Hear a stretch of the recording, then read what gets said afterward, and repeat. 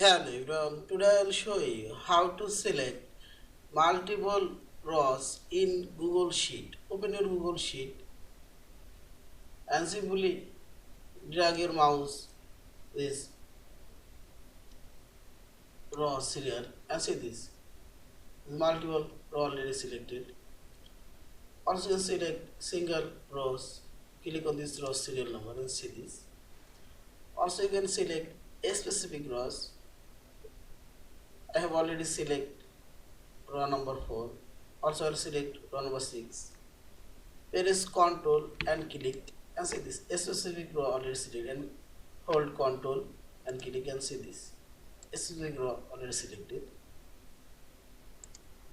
and drag your mouse and see this row selected. In this way you can select your specific row or multiple row. Yeah. Thank you for watching. Please subscribe, like, share and comments.